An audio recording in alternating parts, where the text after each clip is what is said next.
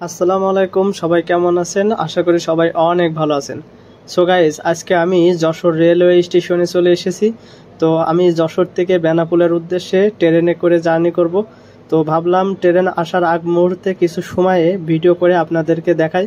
তো দেখুন কত সুন্দর এবং আমাদের অনেক পুরাতন একটি রেল স্টেশন। তো প্রকৃতিটা খুবই শান্ত ছিল স্টেশনে, তবে স্টেশনের ভিতরে কিন্তু অনেক মানুষের ভিড় জমে আছে। তো দেখুন যে আজকে রোদও পড়েছে অনেক কড়া। তো দেখুন কত মানুষ ভিতরে রয়েছে।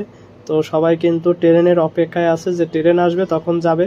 তো তড়িঘড়ি করে আমি টিকিটটাও কেটে নিলাম, যেহেতু ট্রেন আসার সময় আমি কিন্তু ব্যস্ত হয়ে পড়বো, তখন ট্রেনের টিকিটটাও কাটা হবে না। তো 20 টাকার মাধ্যমে আমি বেতনা এক্সপ্রেসের ট্রেনের টিকিটটা কেটে নিলাম এবং বলতে বলতে কিন্তু ঠিক 3:30টার দিকে খুলনা থেকে যশোরে ট্রেন এসে পৌঁছালো।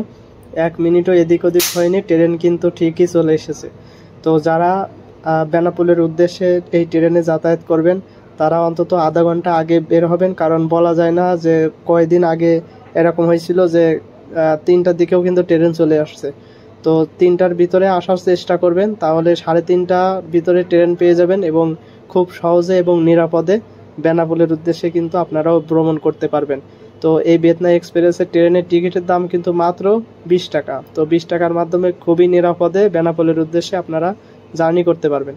তো আমি ট্রেনের পুরো ভিডিওটা করে আমি লাস্টের দিকে উঠলাম, যেহেতু প্রথমের দিকে সিট পাওয়া যাবে না আর পিছনের দিকে সিট একটু বেশিই পাওয়া যায়।